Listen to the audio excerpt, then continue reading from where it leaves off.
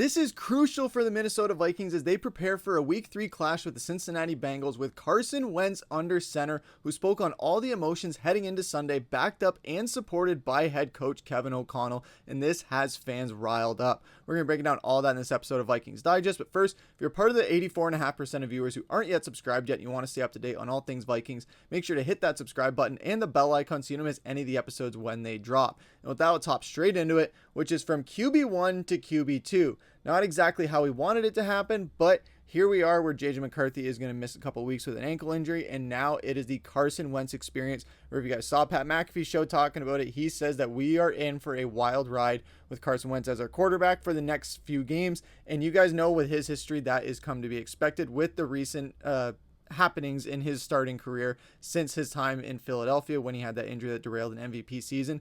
But when speaking on starting Week 3, Carson Wentz was very blunt and honest and very vulnerable and very touching, to be honest. He said, I kind of alluded to it when I first got here, just how cool that I know I used to walk and or used to cheer for the guys I see walking down the hall, coming to the Metrodome, waving the towel, skull chants, all of it. So running out of that tunnel this week will hit me a little bit different, as he is going to be playing for the team that he cheered for when he was younger in the era of Brett Favre, Adrian Peterson, Sidney Rice, Percy Harvin.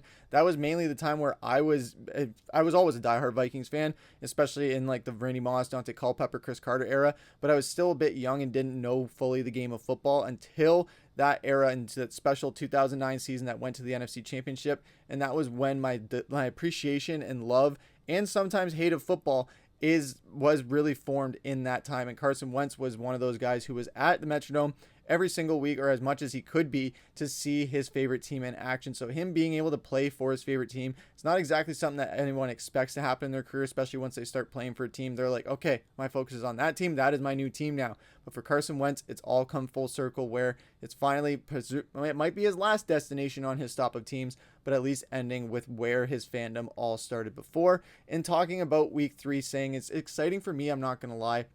It's been a couple of years since I played in a game like this with real consequences, as Carson Wentz in the past has kind of come in as a Week 18 kind of nothing game quarterback, where it's like, all right, our starter can't play because we have the playoffs coming up. All right, Carson, let's send you in there. See if you can win a meaningless game with a bunch of backups and see what you can do. And that kind of hasn't really led to a lot of great tape, to be honest, because he's playing with a lot of backups, some starters at times, but for the most part, and since his time in Indy, he hasn't really had a chance to kind of play with some starters in the same way that Sam Darnold was in San Francisco. Then he comes over to Minnesota, has a huge breakout year or a comeback year, and now he's in Seattle getting paid $100 million a year, or not 100 million a year, but 100 million total. And with Carson Wentz, maybe that resurges something for his career, but it does leave Minnesota in a situation where if it doesn't resurge his career where teams are begging to have him go there, at least Minnesota has a QB2 for JJ McCarthy's future and somebody that JJ McCarthy likes and respects and calls him coach at times. So that's going to be something very useful for Minnesota if Wentz is able to be a very serviceable backup quarterback. So it's going to be very interesting to see what he's able to do, because in the last decade, he's been billed as a savior, an injured star, trusted starter, cast aside bust, recovered franchise quarterback, unsuccessful leader and backup. But when Wentz starts Sunday against the Bengals, he will become the first quarterback in league history to start at least one game for 6 different teams in 6 consecutive seasons. Now, when asked about that, Carson was saying, it sounds crazy when you say that. It's definitely giving me a different perspective, going from being a starter, traded, cut, being a backup behind some future Hall of Fame quarterbacks, and seeing things done recently at a really high level. That's giving me some perspective, and also just the perspective of not taking this for granted. So this is really a different Carson Wentz than we saw in his time in Philadelphia, where when they drafted Jalen Hurts, it was kind of like the same similarities between Aaron Rodgers and Jordan Love, or Brett Favre and Aaron Rodgers when he came in the league, where it was like, all right, this kid's trying to take my job. I still got juice in the tank and they're already ready to move on. Screw them. I'm not going to help this kid whatsoever trying to succeed and try and take my job.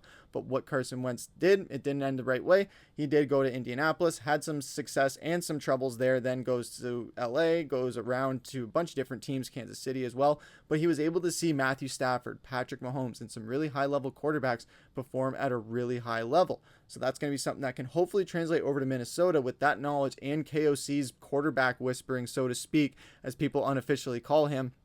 That's something where we could maybe see a resurgence of Carson Wentz, where he steps in a time machine back to 2017 and turns into the MVP Carson Wentz of old. Not saying it's going to be to that full extent, but at least with a better coach in Kevin O'Connell and a better opportunity with better starters and not having just been thrown into a nothing game, it does bring a lot of opportunity for Carson Wentz to really redeem himself from that season in Indianapolis, where it was very much up and down in like a Jameis Winston type season.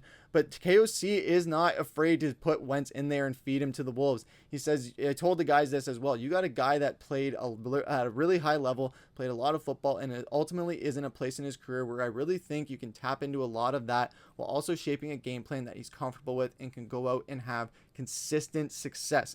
And that was one of the things that I was just saying here, how Carson Wentz was talking about playing with Matthew Stafford, Patrick Mahomes, and some of these quarterbacks that he's been exposed to since his time in Philadelphia, when he was really good and kind of fell off a little bit because of the injury. But because of that, he's been able to recuperate not only himself physically, but also mentally, kind of reevaluate where he is as a quarterback in his career and what that means for going forward for him. He knew that, all right, I'm not a starter anymore. I'm a career backup, it seems like, at this point, and just given but I will be ready for that opportunity when it's given to me.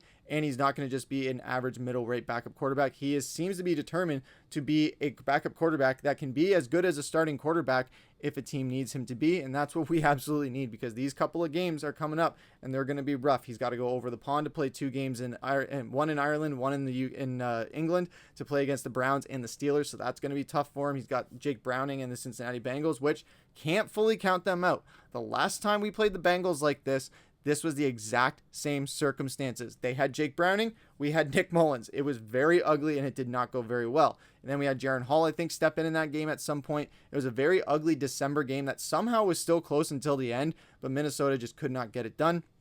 So this is a situation where we don't want to repeat of a couple seasons ago, where we go into this game and think, all right, this is an easy game. It's their backups. We're fine. It's their backup quarterback against our backup quarterback, but ours is better. Our roster is better.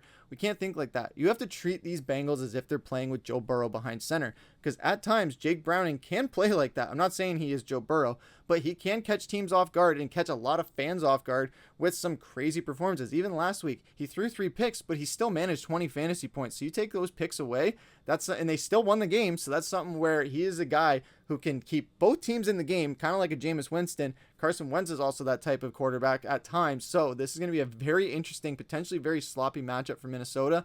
But hopefully this is something where we get this game out of the way so that we know what we're dealing with Carson Wentz and some of these backups. Jordan Mason in his first spot in a lead back role. That's going to be a big storyline heading in the next couple of weeks, probably at least 4. We know for sure with Aaron Jones on IR. So that is something worth monitoring. But the big thing going into this game is going to be Carson Wentz playing in his home for his hometown team, or not hometown, but his home growing up team, on that field, running out of the tunnel at US Bank Stadium. So that's going to be a big way to try and set the tone. And hopefully he can come out the gate swinging with a touchdown pass on that first drive, just to kind of get those jitters out of the way. Same way with McCarthy in that first game against Chicago. Once McCarthy got that first touchdown, I knew that we were going to be rolling and all that. When that second game hit against Atlanta, when we didn't score a touchdown early, that continued to weigh on McCarthy throughout the rest of the game, and we all know how that ended. So getting a touchdown early, especially a touchdown pass, is a huge confidence boost for your quarterback, and that's going to be something that Carson Wentz absolutely needs this Sunday against the Cincinnati Bengals. But let us know what you guys had to say about all this on Carson Wentz being excited for week 3. Are you guys thinking that this is a different Carson Wentz that we've seen in the past, or do you think that this is going to be more of the same of what we saw a couple seasons ago when Kirk Cousins got injured and it was just a carousel of quarterback inconsistencies until we finally somehow finished under 500? Let us know what you guys think down in the comments below, but that's going to do it for this episode of Vikings Digest. I've been your host, Griffin. Take care.